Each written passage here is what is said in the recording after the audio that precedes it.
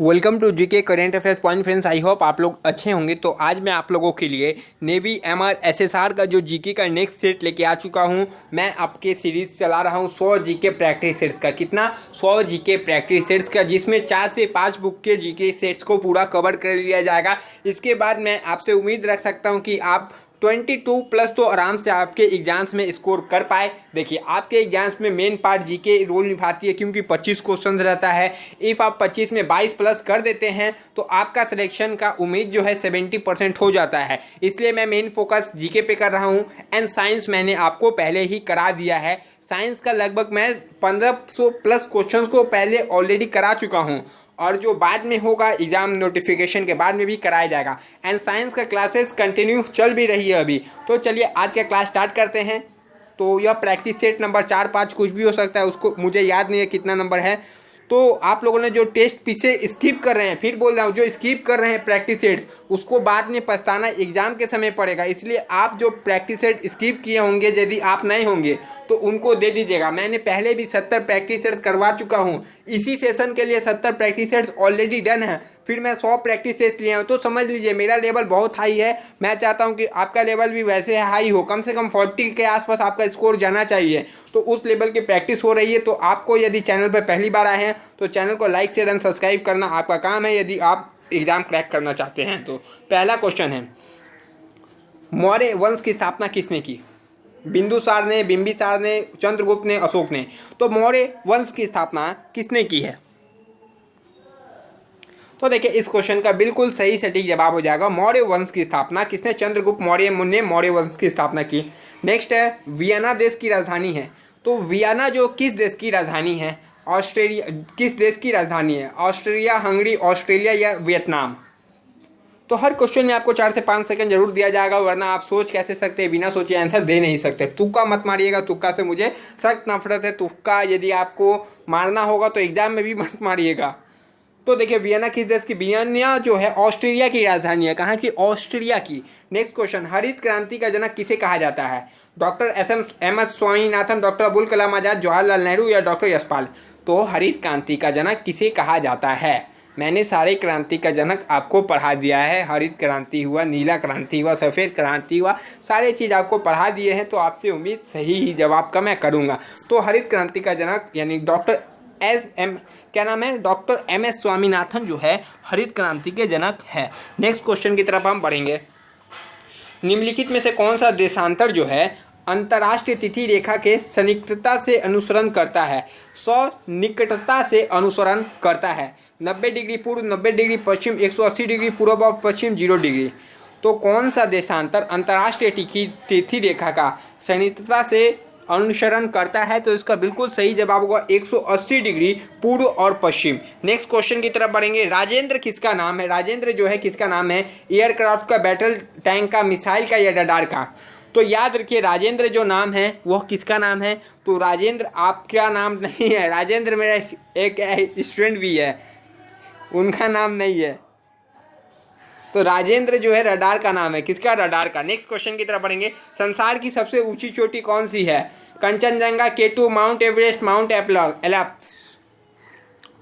तो देखिए, इस क्वेश्चन का बिल्कुल सही सटीक जवाब क्या है? संसार की सबसे ऊंची चोटी का कौन सी है? Mount Everest. इफ मुझसे कोई क्वेश्चन गलत हो जाता है तो आप लोग कमेंट बॉक्स में ज़रूर मेंशन कीजिएगा, क्योंकि मैं भी इंसान हूँ।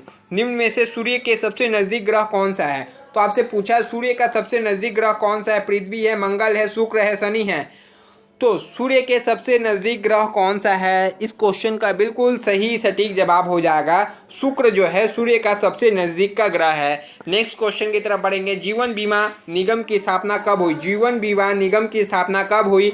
1 अप्रैल 1935, 1 सितंबर 1956, 1 जनवरी 1950, 1 सितंबर 1952? तो देखिए, इस क्वेश्चन का बिल्कुल सही सटीक जवाब क्या होगा? जीवन बीमा की स्थापना 1 सितंबर 1956 ईस्वी को हुई थी। जीवन बीमा की स्थापना कब हुई थी? कोई पूछा आपसे तो 1 सितंबर 1956 ईस्वी को हुई थी। नेक्स्ट क्वेश्चन की तरफ हम मूव ऑन करते हैं। सलमान रुश्दी किस क्षेत्र से संबंधित है?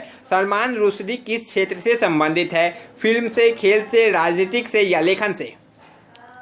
तो याद रखिए, जो सलमान रुश्दी है वो किससे संबंधित है? तो सलमान जो रुश्दी है आपको पता होगा वो लेखन से संबंधित है। ऑप्शन डी एकदम सही जवाब हो जाएगा, लेखन। तो नेक्स्ट क्वेश्चन की तरफ मूव ऑन करते हैं। प्रायद्वीपीय भारत की सबसे बड़ी नदी कौन सी है? आपसे क्या पूछा है, प्रायद्वीपीय भारत की सबसे लंबी नदी कौन सी है? नर्मदा है, गोदावरी है, महानदी है, कावेरी है? तो देखिए इसमें कन्फ्यूजन आपको होने की कुछ ज़रूरत नहीं है। आपसे कभी भी प्रायद्वीपीय भारत की सबसे बड़ी नदी पूछा जाए तो प्रायद्वीपीय जो होता है, गोदावरी जो है प्रायद्वीपीय भारत की सबसे बड़ी नदी है। नेक्स्ट क्वेश्चन की तरफ चलेंगे। सूर्य जो है विषुवत रेखा से अधिकतम कोणीय स्थिति पर कब होता है? सूर्य विषुवत रेखा से अधिकतम कोणीय स्थिति पर कब होता है? शिरोबिंदु या भूमध्य रेखा पर, विषुवत रेखा की स्थिति पर, अयनांत पर या दोपहर में? तो याद रखिए इस क्वेश्चन का बिल्कुल सही सटीक जवाब क्या हो जाएगा? अयनांत पर। कहाँ? अयनांत पर। नेक्स्ट क्वेश्चन की तरफ बढ़ेंगे। पवन की गति का कारण क्या है? तो पवन की गति का कारण क्या है? पवन कुमार जरूर इसका आंसर सही देंगे, पवन उनका नाम भी है। पवन की घूर्णन गति, फेडरल का नियम, दाब प्रवणता या सूर्यता? पवन की गति का कारण क्या है? तो इस क्वेश्चन का बिल्कुल सही सटीक जवाब होगा दाब प्रवणता। नेक्स्ट क्वेश्चन की तरफ बढ़ेंगे। किस युग में उच्चतम तथा न्यूनतम जन घनत्व पाया जाता है? जन घनत्व पूछा गया है। उच्चतम तथा न्यूनतम बिहार, अरुणाचल प्रदेश, उत्तर प्रदेश, त्रिपुरा, केरल, अरुणाचल प्रदेश, पंजाब, मिजोरम? तो देखिए इस क्वेश्चन का बिल्कुल सही सटीक जवाब क्या होगा? किस राज्य युग में उच्चतम तथा न्यूनतम जन घनत्व पाया जाता है? तो देखिए इस क्वेश्चन का बिल्कुल सही सटीक जवाब आपके सामने है। वो क्या है? बिहार, अरुणाचल प्रदेश। इसमें उच्चतम तथा न्यूनतम जन घनत्व पाया जाता है। नेक्स्ट क्वेश्चन की तरफ मूव ऑन करते हैं। ओलंपिक 2020 का आयोजन कहाँ होगा? दुर्भाग्यवश ओलंपिक 2020 को टाल दिया गया है ड्यू टू कोविड, पर इसका आयोजन सेम ही स्थल पे होगा। तो उसका नाम क्या होगा? कतर होगा, टोक्यो होगा, बीजिंग होगा, न्यू जर्सी होगा? इस टाइप के क्वेश्चन, आगामी खेल के क्वेश्चन आपके एग्जाम्स में 100% आएंगे। कोई ना कोई शिफ्ट में आप लिख के रख लीजिए, आपके एग्जाम्स में आने वाला क्वेश्चन मैं बता दे रहा हूँ। तो ओलंपिक 2020 का आयोजन कहाँ पर ही होगा? इस क्वेश्चन का बिल्कुल सही सटीक जवाब आपके हिसाब से क्या होना चाहिए? टोक्यो। नेक्स्ट क्वेश्चन की तरफ हम मूव ऑन करते हैं। तो देखिए नेक्स्ट क्वेश्चन क्या है। नेक्स्ट क्वेश्चन थोड़ा अच्छा से देखिएगा। मध्य तथा दक्षिण भारत की जनजातियाँ किस समूह से है? मध्य तथा दक्षिण भारत की जनजातियाँ किस समूह से है? पहला ऑप्शन है प्रोटो ऑस्ट्रेलियाड, नाइग्रेड, मंगोलियाड या ब्रेचिसी। तो मध्य तथा दक्षिण भारत की जनजातियाँ किस समूह से है? प्रोटो ऑस्ट्रेलियाड, नीग्रो, मंगोलिया या ब्रेचिसिफोल्स? मध्य तथा दक्षिण भारत की जनजातियाँ किस समूह से है? तो देखिए इस क्वेश्चन का बिल्कुल सही सटीक जवाब होगा नीग्रो। क्या? नीग्रो जाति से है। नेक्स्ट क्वेश्चन की तरफ बढ़ेंगे। सिंधु घाटी सभ्यता का बंदरगाह टाउन कौन सा था? सिंधु घाटी सभ्यता का बंदरगाह टाउन कौन सा था?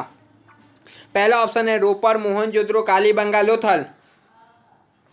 तो देखिए इस क्वेश्चन का बिल्कुल सही जवाब हो जाएगा सिंधु घाटी सभ्यता का बंदरगाह कौन सा था? तो लोथल था, लोथल। ऑप्शन डी एकदम सही जवाब हो जाएगा। और यह क्वेश्चन आपके एग्जाम्स में पूछा भी गया है। किस ग्रह पर सर्वाधिक प्राकृतिक उपग्रह है? किस ग्रह पर सर्वाधिक प्राकृतिक उपग्रह है? तो इस क्वेश्चन का बिल्कुल सही सटीक जवाब क्या होगा? पृथ्वी पर, शनि पर, मंगल पर, बृहस्पति पर?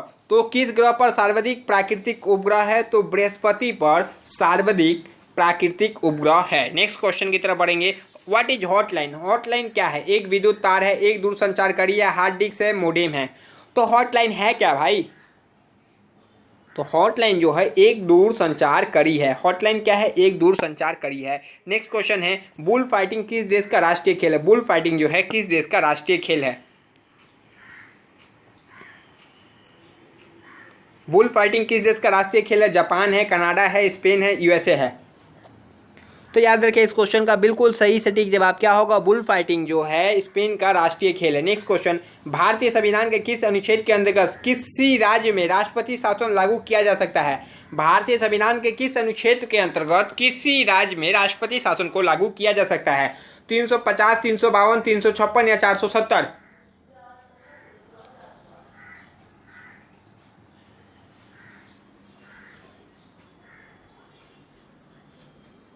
तो देखिए ऑप्शन सी यानी 356 हो जाएगा। नेक्स्ट क्वेश्चन की तरफ बढ़ेंगे। क्षय रोग किससे होता है? क्षय जो रोग है किससे होता है? वायरस से, बैक्टीरिया से, कवक से, मच्छर से?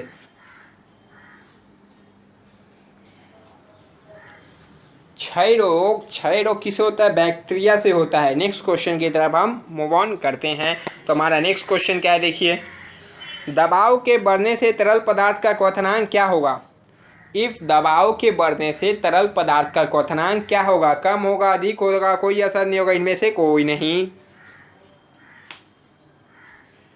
तो देखिए इस क्वेश्चन का बिल्कुल सही सटीक जवाब क्या है? दबाव बढ़ने से तरल पदार्थ का क्वथनांक क्या होगा?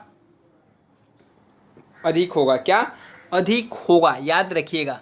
नेक्स्ट क्वेश्चन की तरफ बढ़ेंगे।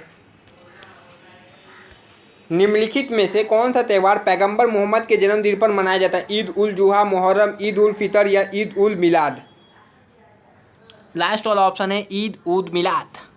तो देखिए पैगंबर मोहम्मद के जन्मदिन पर ईद उद मिलाद का त्यौहार मनाया जाता है। नेक्स्ट क्वेश्चन की तरफ हम मूव ऑन करते हैं। कोई वस्तु जिसे तार में आहरण कर सके उन्हें क्या कहते हैं? तन्य, लचीला, धातुवर्त या अनामय? कोई वस्तु जिसे तार में आहरण कर सके उन्हें क्या कहते हैं?